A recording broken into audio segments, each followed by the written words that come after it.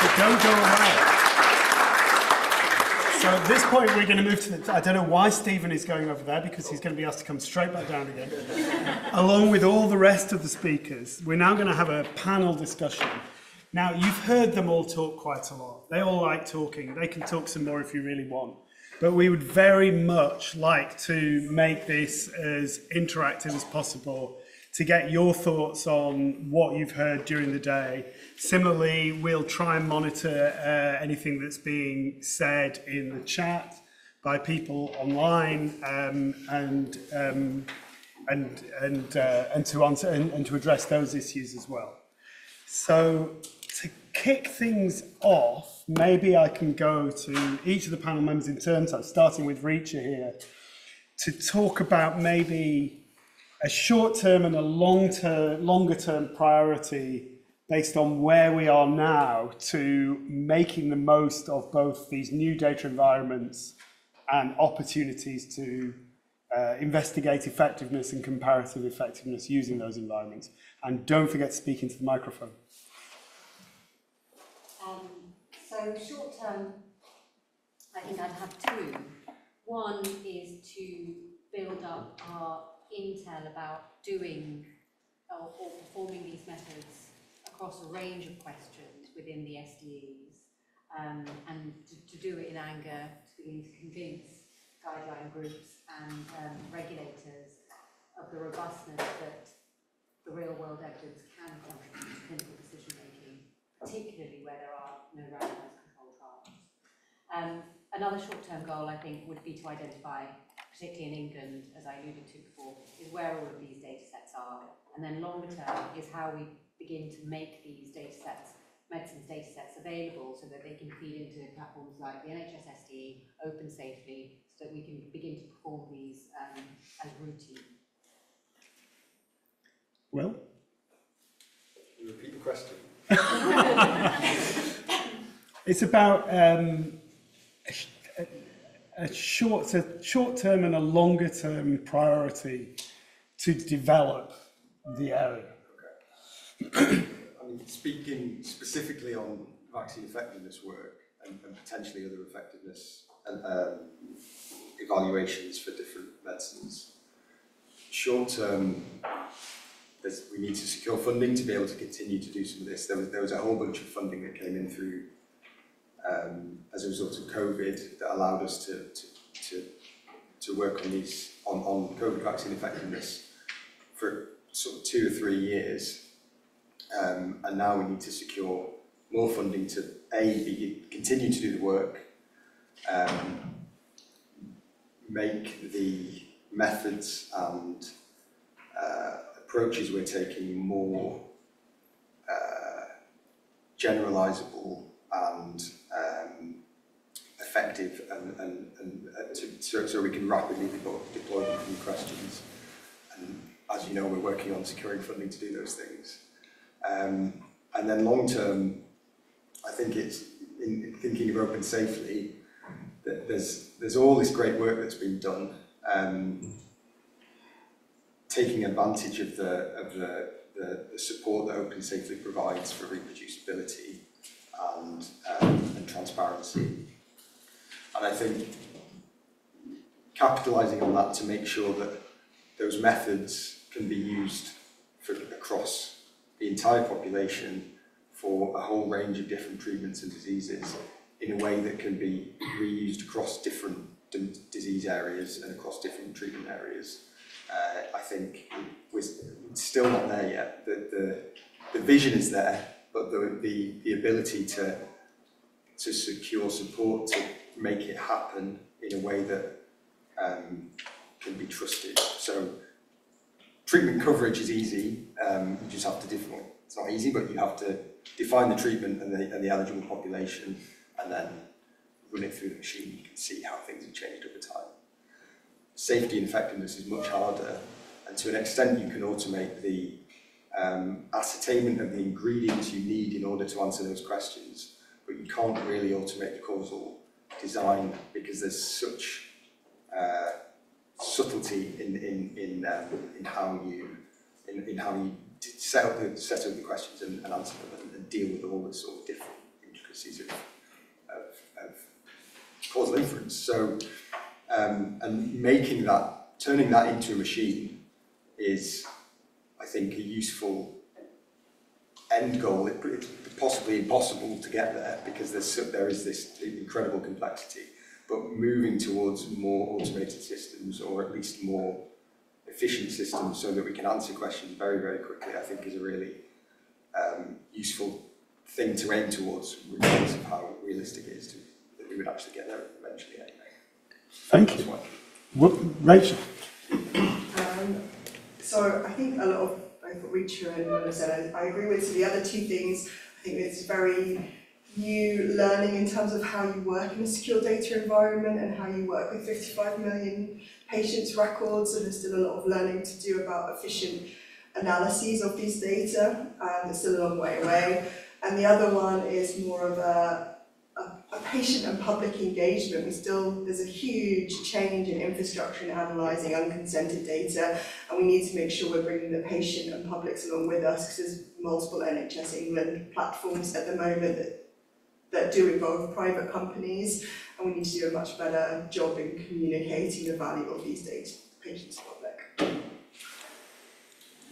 Yeah, I mean, I would just add, I completely agree with the speakers before, and I think a lot of what I would say would kind of overlap heavily with Will, so perhaps I'll just sort of focus on, in practice, sort of implementing some of these like validated pipelines, and I think that really needs quite careful thought, especially to sort of identify approaches which we think might be sort of generalizable to a wide range of questions, and then sort of working through the details and like both sort of methodologically but also computationally of how we actually implement these, and ensuring that that is sort of best practice and sort of aligns with a lot of use cases that potentially people might want to implement them for. So yeah, looking forward to that hopefully. So in terms of open science, I think in the short term it's about improving our code. Every time we pick up a new project, we have a chance to improve that code. We know what's come before, we're constantly learning things, and we can make that better. In the longer term, I would like to see recognition from funders and our institutions of these new, highly collaborative, open science ways of working. So, grants with multiple PIs and that kind of recognition of the open science practice. Well, I won't add too much more, but we need, from the NICE point of view, we need more data available in the NHS England SDE, so we can answer more questions internally with it, fill more gaps in our economic models. We need data flowing into the subnational SDEs so that these are more flexible. We really need to support the user health tech revolution, which is going on, or what's supposed to be, in the UK right now. I agree with patient trust particularly, so we need to start with that because that could derail the whole thing, so to ensure that everything is done transparently and clearly communicated, particularly if industries start accessing this stuff, and there's the question of compute as well. It needs to be made clear why they're doing that, so for example, if that is to support their valuation of their products, I think that's an absolutely fair use. Great. Now, if you're online, at least one person has raised their hand and we're really keen to hear from you, but we can't unmute you because it's a webinar setup. But please do put your question in the chat and then we'll try and answer it. For those in the room who I'll turn to now, if you're from the CAUSALab or beyond interested in these areas, we're really keen both to answer questions if you have them, but also just to hear your thoughts about how this work can be taken forward, how it relates to work that's being done using other large data sets, and indeed where we might find ways to work together. So over to the room at this point, and please don't make me stand here feeling uncomfortable for too long.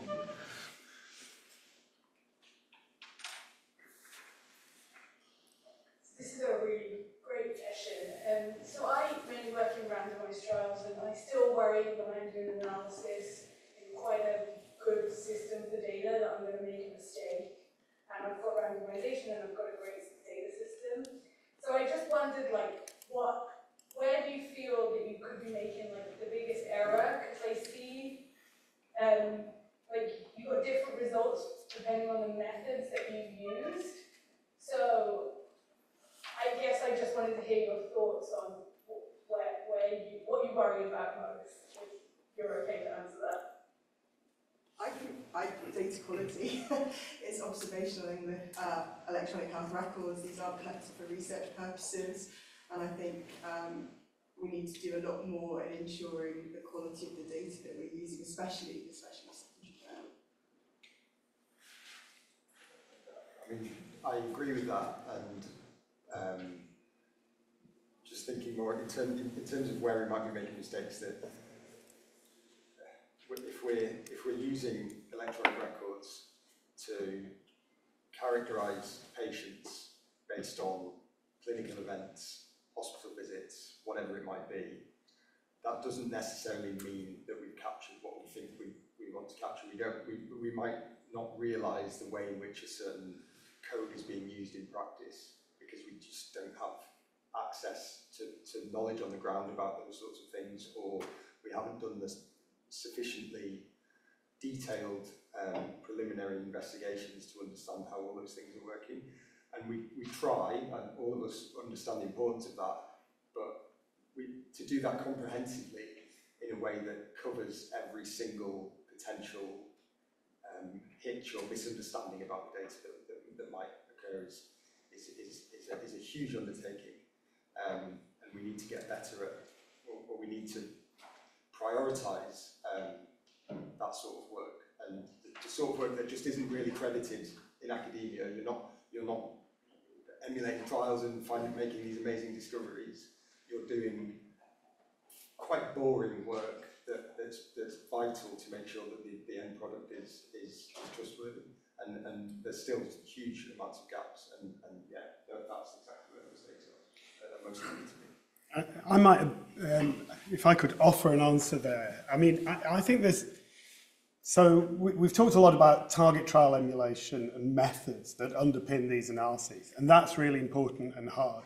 So learning how to specify a causal question and to start with that, not with just some model is a first stage, and then learning about the methods and trying to keep up with the CAUSALab as the methods keep evolving is also very challenging. But I guess another thing that I learned from Miguel and from Jamie Robbins, among many things that I learned, is that I think there's a mindset to doing these analyses, which is to have at the forefront of your mind why they might be going wrong, and then to think about how you might identify whether they're going wrong.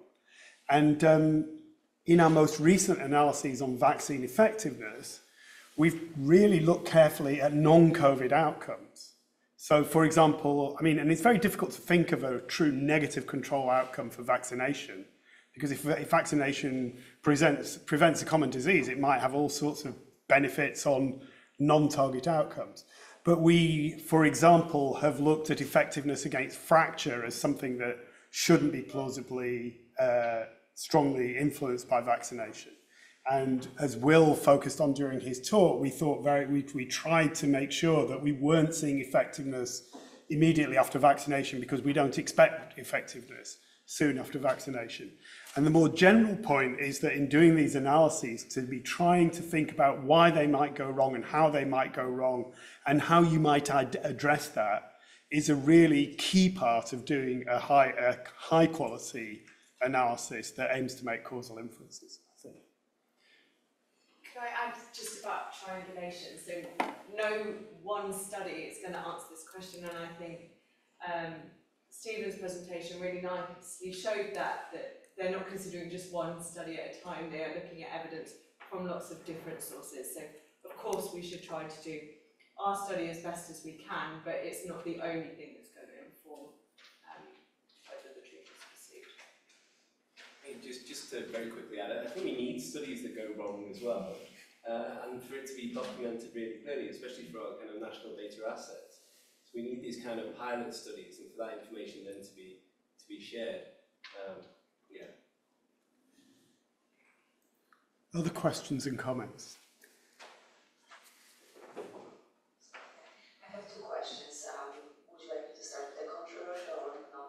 Absolutely, definitely controversial, given that we're in the post-lunch period. I wondered if you could answer who should fund those databases in the long term, and what are your preferences and what sort of funding issues do you see, but particularly in order to sort of preserve this as national asset.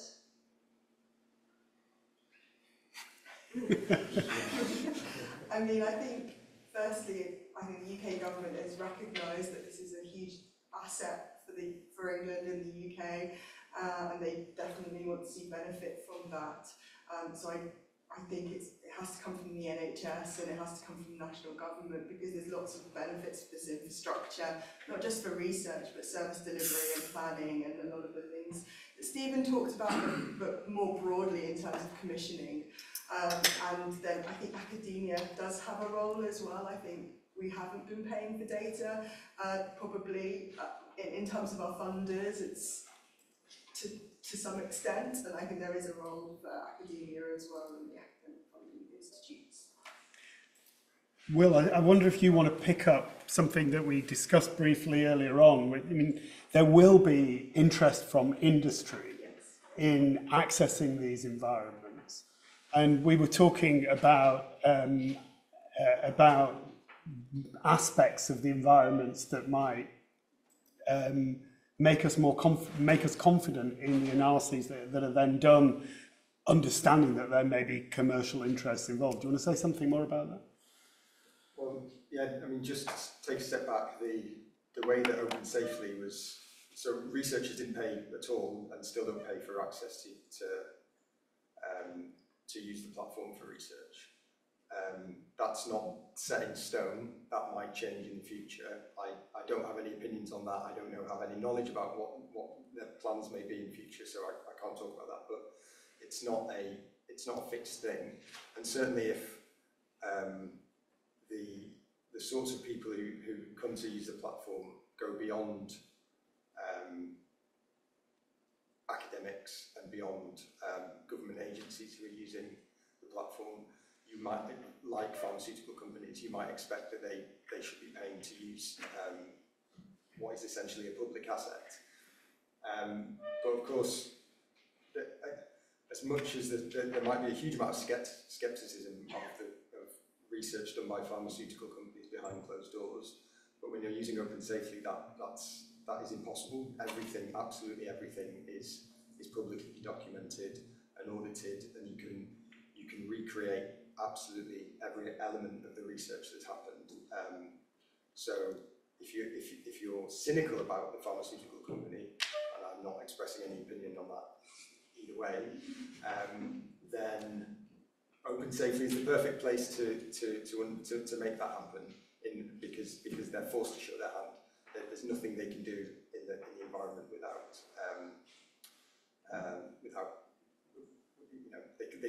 they can't hide anything. So as a way to generate income for the platform,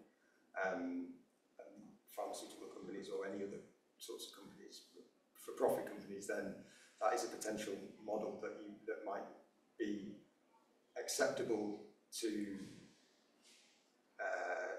the pharmaceutical companies if they're willing to do that, because they get access to an incredible resource, and also to the patients whose data they're using, because there's no way that they can do something nefarious. So it's potentially a really useful direction to go in the future, but I've no idea how close we may be to go in that direction. We might also note that promoting openness and preventing p-hacking and data dredging might be desirable for, I mean, not for anybody in the room, but for other academic colleagues. That might be desirable beyond industry, I think. Anyway, that wasn't all that controversial. Do you want to try harder with your next question?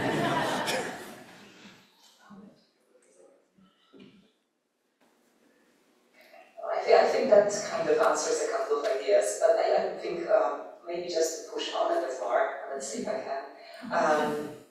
I think at the moment Open Safely is just open to researchers from certain institutes, is that correct? And from certain academic credentials, is that right at the moment? It's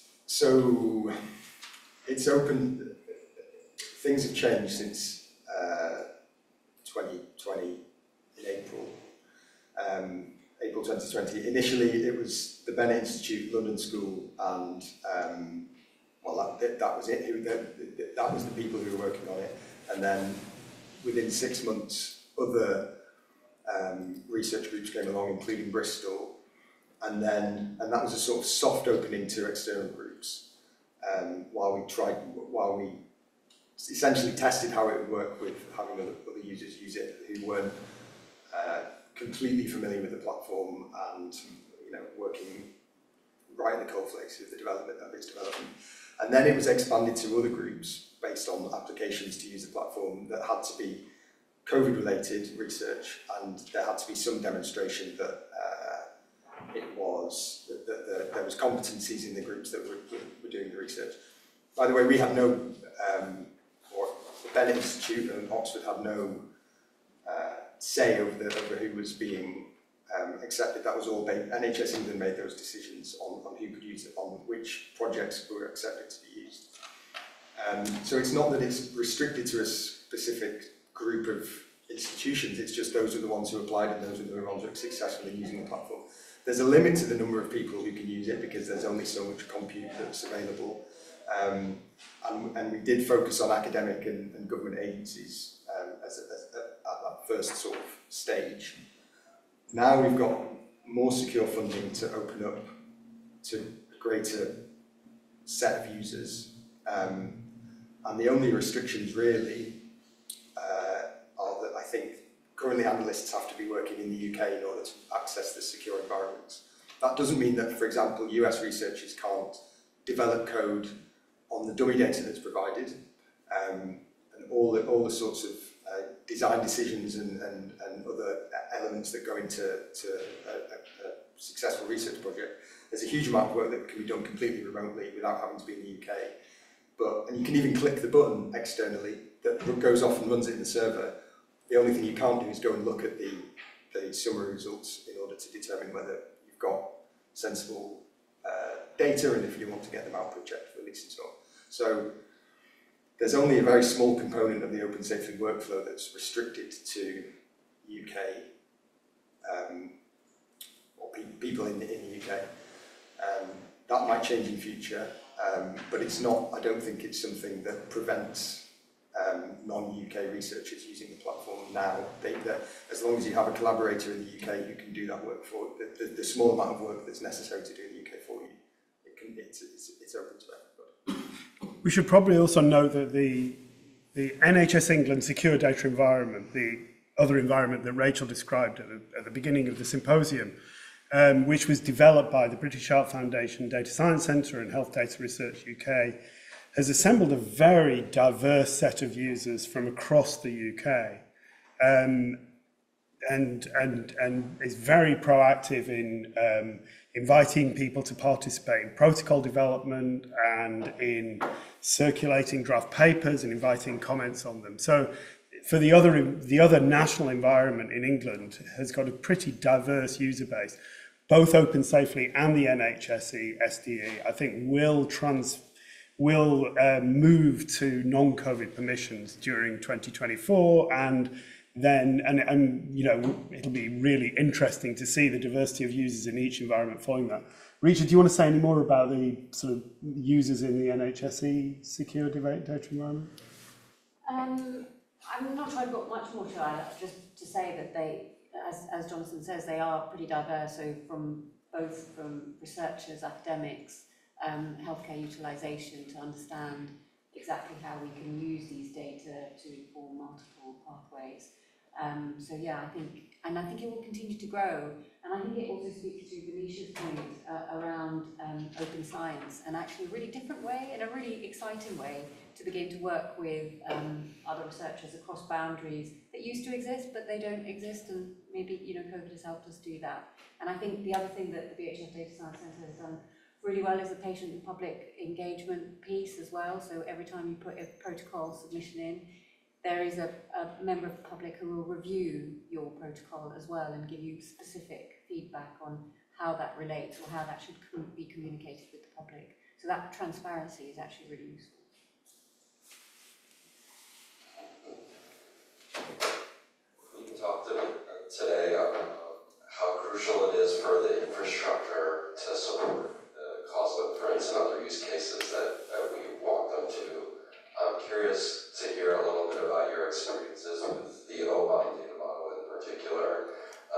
What kind of role can us as statisticians and epidemiologists play in making sure that the data models in particular support use cases?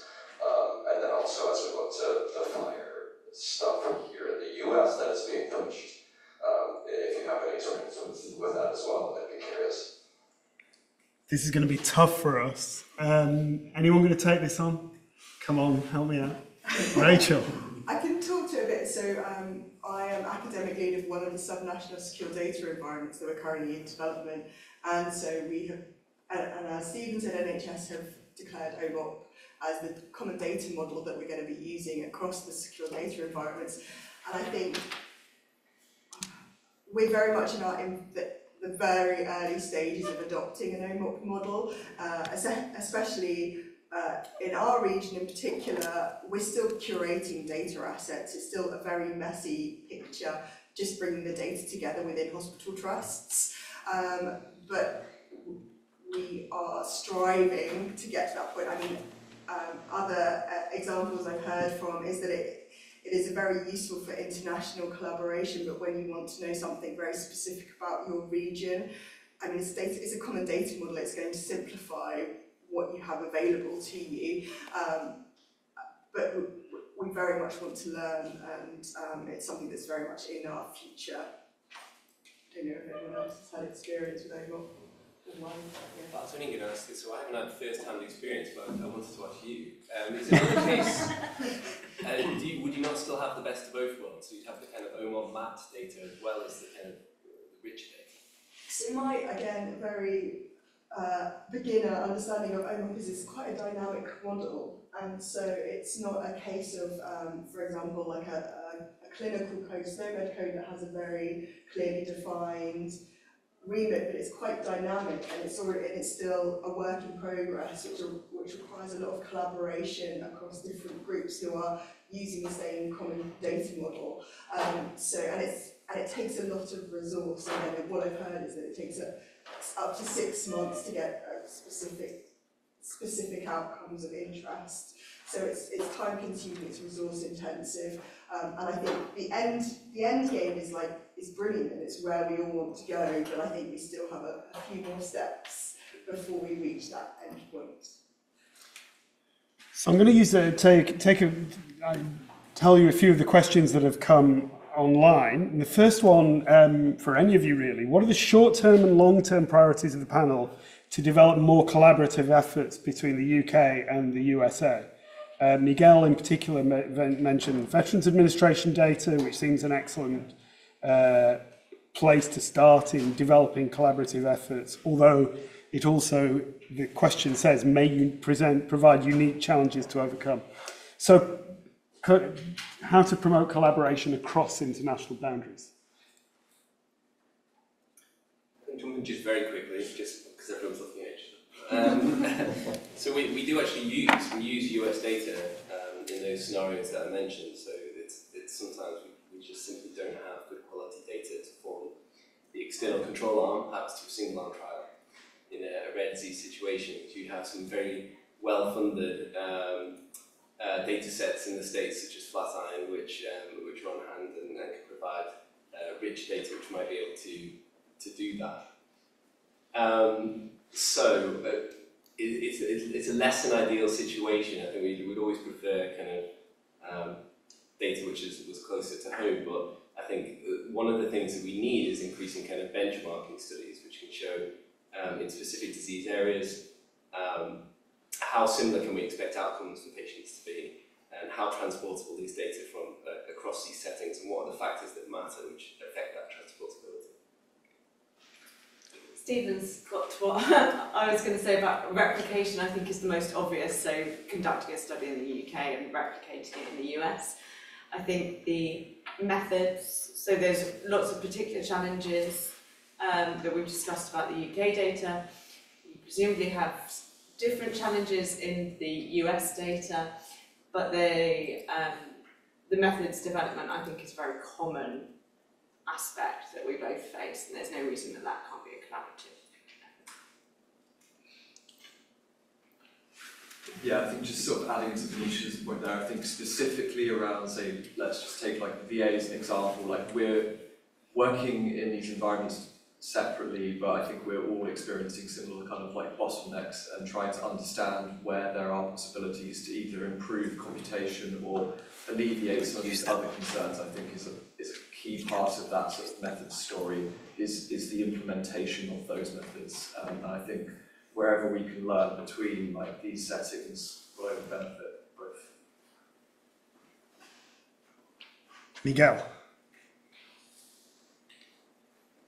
Thank you. So I think the experience that you are describing will be very helpful to other countries who also have a national health system and still don't have these things. But let me go back to the US.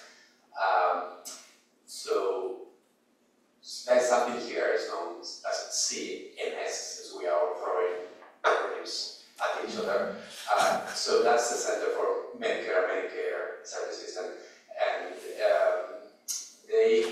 this is the place where the databases for Medicare and Medicaid are. The history of access to this data, which has been the basis of thousands of research papers, is that you could choose between either getting the data, they would ship the data to you, or you could access the data on their systems. Last month or 2 months ago, CMS said that they're going to change their policy and it's only going to be now a secure data environment. They have delayed the implementation of the policy until next year because a lot of people were up in arms. So this is a place that is going now the same route that a lot of the data in the UK went. I was a PhD student working with GPRP data. We had the data here. We got the data released. So this is going to be a very big change for many of us who are working with CMS data. And suddenly we are going to have to be working with the data in a secure data environment. They don't call it that way, but that's exactly the same thing that you are describing. So we're still in time to send our comments to CMS about how to do this. What are your recommendations? What should we tell CMS coming from a country that has already gone through this process? Use the open safely model.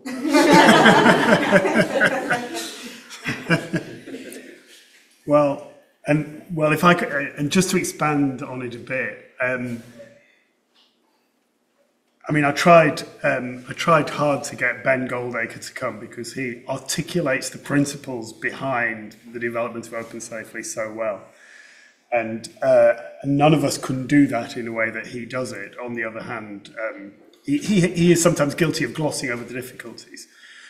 But the principles underpinning this are to do, and I think quite a lot of them have been brought out, are to do with openness so that people can see what's being done, and efficiency. For example, the open code list, the default sharing of everything is fundamentally important and was built into Open Safely in a way that I don't think had ever been done before. And then the transparency of letting everybody know. So, I think it's understanding it doesn't have to be Open Safely, although they've probably done the best job of starting with principles and then producing an environment that reflects principles. But understanding those principles and understanding why they're important and then building them in would be my kind of recommendation.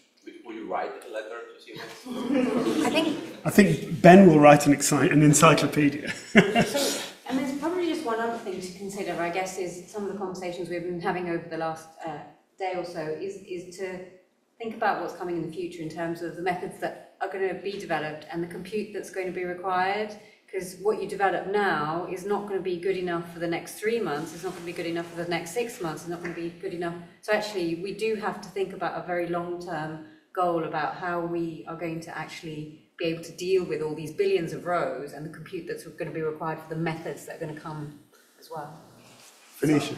I think there's a number of pragmatic things that you want to ask for. So both Open Safely and the NHS England SDE have ways in which we can talk with the people that host the secure data environment. So Open Safely, we have the opportunity to speak to the developers. There is a co-pilot program, so someone who's very familiar helps you when you first start in that environment. And similarly, the SDE, we have access to people called data wranglers. They're the people that put the data into the environment so we can ask them questions when something doesn't look right. There's also, I briefly mentioned this, kind of active user communities. So we spend all day on Slack, as I'm sure many of you do, talking to each other. And that gives us, other academics talking to each other, gives us weight to go back to the developers of the environment and say, we all need this. Like, we need this to do our research, and this is why. So I think that those kind of pragmatic things, I think you want to also see how much compute you're using as a user, like things that you need to assess whether the research is going as well as you want it to, as it can. I just have one more thing. The other thing is the output checking, which is it's a huge task, and especially you have to. It takes time to do that output checking, and so thinking about how you're going to do that is really crucial to ensure you get timely outputs. And I think it's the user engagement at the very beginning. I think that's hugely crucial for all of these environments.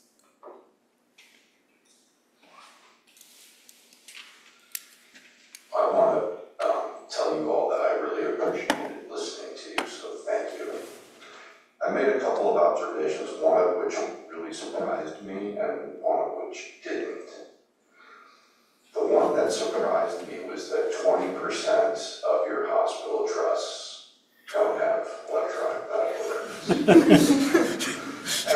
And I wonder if you, Reecha, maybe that was in your presentation, I wonder if you could maybe comment on that. And then the thing that didn't surprise me, but that maybe was kind of a follow-on to the last question, was the real-world data that you presented, Stephen. You showed some Kaplan-Meier curves of standard of care, and I guess there was a new therapy that was being compared in a randomized trial. And the real-world evidence from a bunch of different observational studies, I'm not sure where it came from, maybe you could clarify, didn't look anywhere near as good. And that's not surprising. We see that in the US too, that real-world clinical behavior and outcomes aren't really the same as what we see in the controlled environment of a randomized trial. So to what do you attribute that? Is it that the methods haven't caught up, the observational methods, or is it something else going on? So just to clarify, so the fact that your patients can perform worse in the real world, that could be a problem for causal inference if you're comparing, say, a trial to an external control arm situation. In this situation, it was a problem because the economic model tries to estimate the total benefit that a treatment will offer a patient over their lifespan. And so if you use the control arm from that trial, it's going to, the benefit accrued will be more, and you will pay for more. And so the differences there aren't necessarily problematic. They could simply just be differences between the types of patients who get the treatment in reality versus the types of patients who are entered into clinical trials. So there's some interesting work which is going on with that actually, because it's slightly morbid, but obviously patients, they die quicker. They accrue fewer costs. And so one of our analyses that we've done actually found that the cost effectiveness ratio didn't actually change that much, because you have the effectiveness side of the equation, but you also have the costs accrued. So we're still trying to find out what to do though about that question. Reecha, you may have been too painfully honest about the NHS. Do you want to comment on paper record? That was my stab at being controversial. it went well. So there is, that statistic is about electronic prescribing. So actually that number might be different for an EPR, an electronic patient record. So some hospitals will have an electronic prescribing, but the written record will still be paper. So you can have a hybrid situation. So you might be partially electronic. But there is, certainly in England, there is an incentive so that all hospitals, certainly for medicines, will be electronic. It may not be all the same system, but there will be a system that will ensure that data are collected centrally within NHS England. And we have begun to look at some of that data, and hopefully that will improve, the data quality will improve over time. For Wales, they're actually going for a whole country solution to make all of their records electronic. And in Scotland, it's slightly different actually, and they're probably, I think they're probably already all electronic. So in England, we're getting there, but we're not there. There's a question up there. I have a quite practical question, is that as a researcher who uses AI methods to analyze EHR, what kind of data policy that you think that we should focus on or pay attention to mostly when we're collaborating with a commercial company for non-commercial purposes, such as academic purpose? Because there are so many, there'll be more and more data that come from commercial company instead of non-commercial institutions. Thanks. So, I might not answer your question directly, but I'll just explain a little bit about sort of recent conversations we've had in Open Safely about the use of AI in the platform. So, if you think of a logistic regression model that's used for prediction, you can write a logistic regression. Oh, sorry. Is that better? Yes. If you think of a logistic regression model, even if it's quite a complex one, you can still pretty much write it on a piece of paper. You've got your point estimates and standard errors, and you can extract those from the platform and use that model for prediction outside of the platform.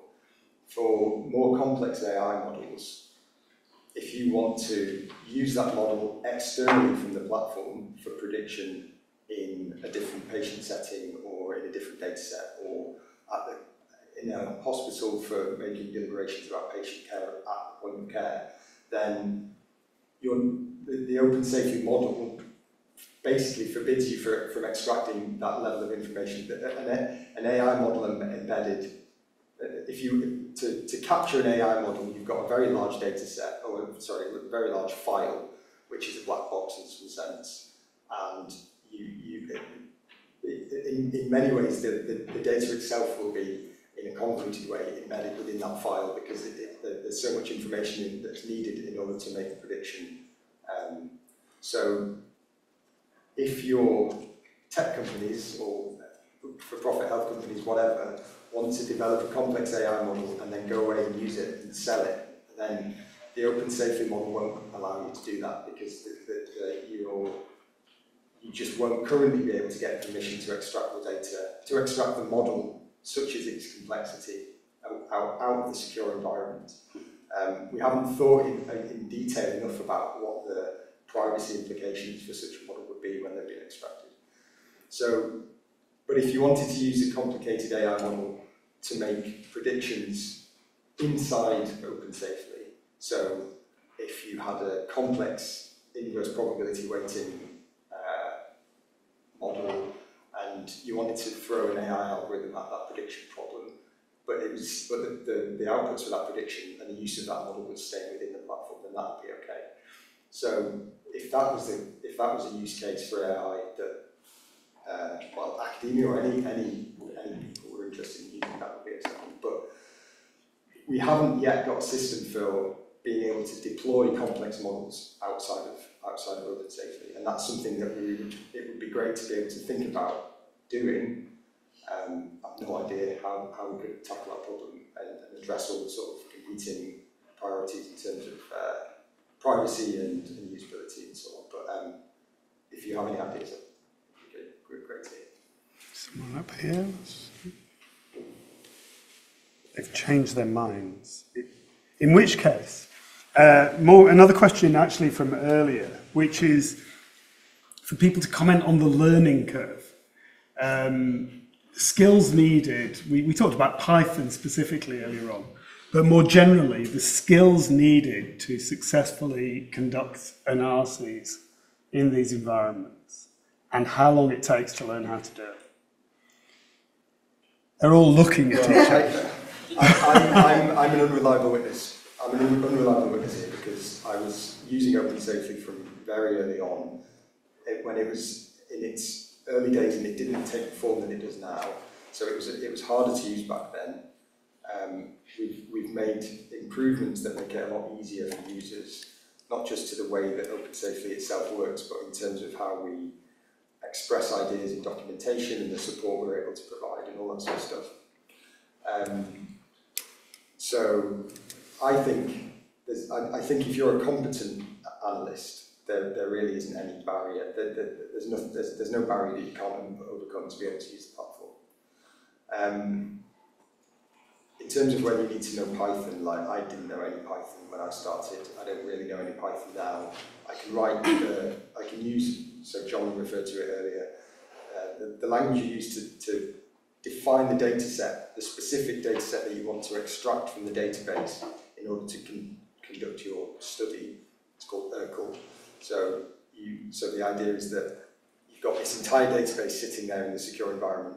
You write instructions that extract a specific cut of that data set on the population that you're interested in and the variables that you're interested in analysing, and you write that specification in this language called Urkel, which was built for Open Safely to write these queries. It's based in Python. It doesn't really look like Python, and it's designed to be user-friendly and work for people who aren't familiar with Python. So from that perspective, it's absolutely fine, I think. And then once you have that, once you've defined the data set that you want, you then have to write your analysis code to further process it and run your models and all that sort of stuff. And obviously to do that, you use dummy data. In many cases, dummy data is fine. In other cases, more complex cases, it's not. So the learning curve in terms of understanding the problems you're likely to encounter if your dummy data is not sufficiently realistic to run complex models inside, that can be quite a steep learning curve, because you hit problems that you just you're not understanding why it runs locally but it doesn't run on the server. And I've got years of experience now in picking those problems apart. New users won't have that experience, and I think it's down to us as a service to users and to like Open Safely developers and the platform that we're providing. It's down to us to make those things easier. And we have lots of ideas, and we're always open to feedback. And as Venexia said, like having a close working relationship, not just with me as a researcher, but with the developers on the team, has really helped improve the platform. And there is a learning curve. It's not just like being given a data set and running an analysis, but it's nothing that is it's nothing that's too difficult. And of course, it comes with all the other benefits of privacy preservation and openness and standardization of code and all these sorts of things. So, I mean, the pros vastly, in my opinion, the pros vastly outweigh the cons, and it's going to get better. There's always ongoing development work to make it easier for researchers to use. The corresponding, so Urkel bewildered me for a while, but it just stands for Electronic Health Record Query Language, to be clear. The corresponding data extraction step in the NHS England secure data environment is using Databricks. And Rachel looks like she's going to comment on that. I just wanted to say the big learning curve, I think, is around the data curation, which people who have used CPRD before will have some experience about, but it's around curating 55 million people's records in the secure data environment and then getting up to speed with Urkel or in Open Safely. And I think that's the big learning point, I think, around the secure data environments and then understanding compute. But again, it's around that user community, it's around a team science approach, and yeah, I think those are the big learning curves. I'll just add, I agree with both what Will and Rach just said. I think historically, everyone has, there's the chance to be a bit lazy with your coding, right? When the data sets aren't so massive, if it's not the most efficient code, you can get away with it. With 55 million people, you can't get away with that. So there's a learning curve there in how can I do this efficiently that is hard to imagine in other settings because you just don't have the numbers that it really impacts your work. And the other thing, when I give this talk, the question that I get from analysts is, how do you feel about other people looking at your code? And actually, I think that's been the hugest learning curve for me, is just being really open with your code and learning from your fellow researchers, and that kind of practice I really value. Great. Very specific question about the availability of cancer data. So the NHS England secure data environment was specifically set up to look at cardiovascular disease and COVID-19. Where are we with the availability of cancer data in the wide sense of all the things you need to do research on cancer? I can't really say much more, except there's a cancer registry in the UK which collects information on everybody who has a cancer diagnosis. That's not currently available in Open Safely, but clearly, if it were, there would be a huge amount of great research that could be conducted. There are sort of snippets of other cancer-related information you could get from existing data, but having access to the registry would be really, really helpful. We're prioritising ingestion of new data sets based on how valuable it will be to the Open Safely research community as a whole. I think it's likely that the cancer, I'm not aware of any ongoing work to get that registry in immediately, but it would definitely be valuable, and if there's enough will and enough